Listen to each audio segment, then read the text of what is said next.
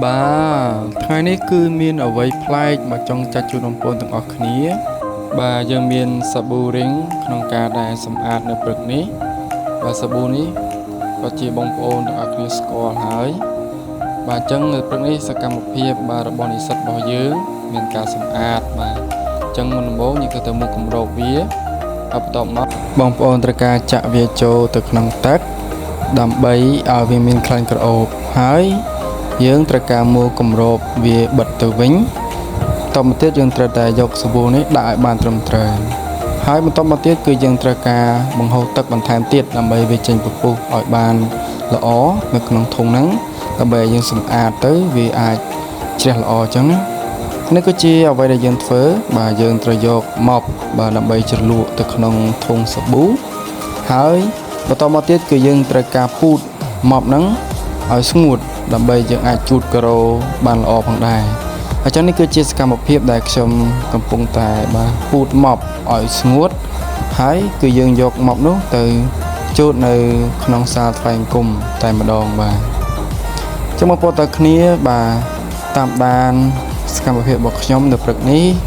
គឺជាព្រឹកថ្ងៃអង្គារដែលនិស្សិតរបស់យើងតែងតែមានវេនសម្អាតដែល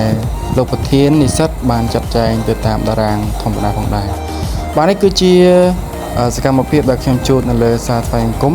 ដំបូងឡើយគឺយើងត្រូវតែជូតនៅលើអាសនៈឲ្យបានស្អាតឲ្យមានរបៀបរៀបរយជាមុនសិន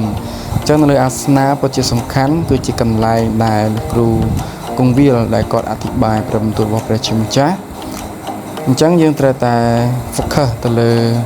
អាសនៈសំខាន់អញ្ចឹងគឺយើងត្រូវជូតឲ្យស្អាតឲ្យសព្វកន្លែងហ្នឹងឲ្យបានល្អពីព្រោះជាដំណាក់របស់ផងព្រះជាម្ចាស់ផងដែរចឹងមកបងប្អូនគ្នាពិតជាឆ្ងល់ហេតុអ្វីបានជាយើងត្រូវសម្អាតពីព្រោះនៅពេលដែលយើងថ្វាយបង្គំព្រះជាម្ចាស់យើងនៅពេលដែលមានក្លិនមានអីគឺ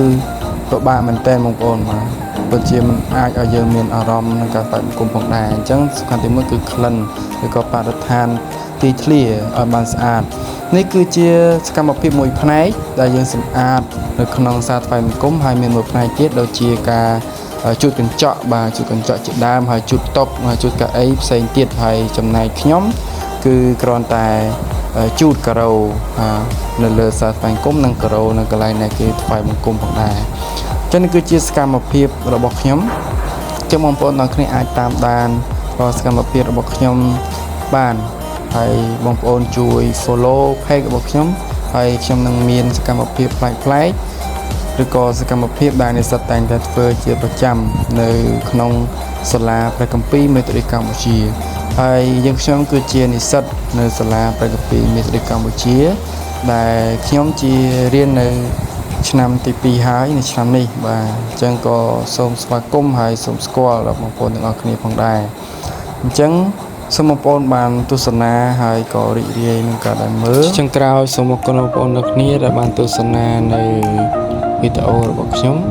សូមព្រះជាម្ចាស់បានប្រទានពរឲ្យគង់នៅជាមួយនឹងបងប្អូនទាំងអស់គ្នាផងដែរ